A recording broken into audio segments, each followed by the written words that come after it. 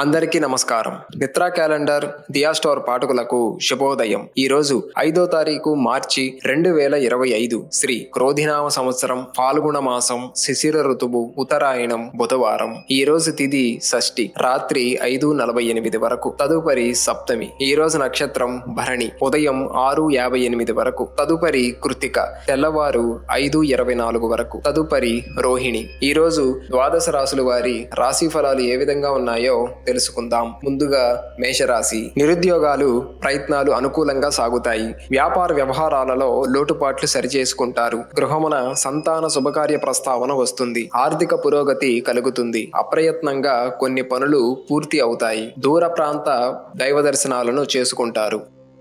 తదుపరి వృషభ రాశి. దైవ చింతన పెరుగుతుంది. రుణ ఒత్తిడి పెరుగుతుంది. వ్యాపారాలు నత్తనడకన సాగుతాయి. ముఖ్యమైన పనులు మందగిస్తాయి. కుటుంబమున కొందరి మాటలు వివాదాస్పదంగా మారుతాయి. ధనపరంగా ఇబ్బందులు తప్పవు. ఉద్యోగాలలో ఊహించని మార్పులు ఉంటాయి. తదుపరి మిథున రాశి. ఆప్తులతో మాట పట్టింపులు కలుగుతాయి. చేపట్టిన వ్యవహారాలు మరింతగా మందగిస్తాయి. మానసికంగా సమస్యలు కొంత బాధిస్తాయి. వృత్తి వ్యాపారాలలో నిరుత్సాహ వాతావరణం ఉంటుంది. ఆదాయ మార్గాలు మందగిస్తాయి. ఉద్యోగాలలో ఇతరుల నుండి విమర్శలు పెరుగుతాయి. తదుపరి కర్కాటక రాశి. ఉద్యోగమున ఒక సమాచారం ఆసక్తిని కలిగిస్తుంది. వ్యాపారమున నూతన ఆలోచనలతో ముందుకు సాగుతారు. విలువైన వస్తు వాహనాలు కొనుగోలు చేస్తారు. నిరుద్యోగుల శ్రమ ఫలిస్తుంది. సంఘంలో పెద్దల నుండి ఆహ్వానాలు అందుతాయి. నూతన వాహనం కొనుగోలు చేస్తారు.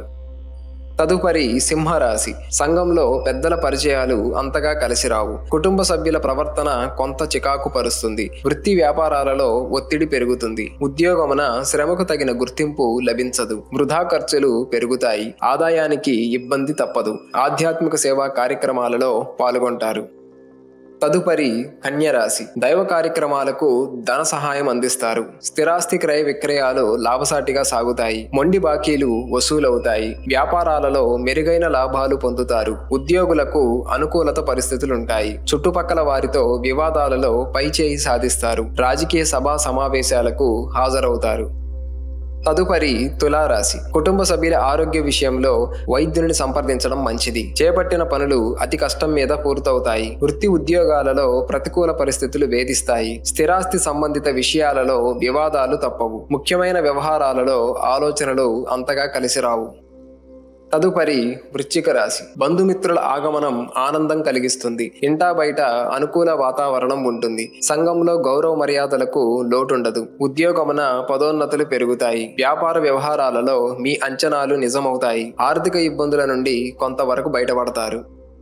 తదుపరి ధనస్సు రాశి. వృత్తి వ్యాపారాలలో అనుకూల వాతావరణం ఉంటుంది. నిరుద్యోగులు నూతన అవకాశాలు అందిపుచ్చుకుంటారు. చేపట్టిన పనులు సకాలంలో పూర్తి చేసి లాభాలు పొందుతారు. ఉద్యోగులు అధికారుల ఆదరణ పెరుగుతుంది. మిత్రులతో శుభకార్యాలకు హాజరవుతారు. స్థిరాస్తి కొనుగోలు ప్రయత్నాలు వేగవంతం చేస్తారు.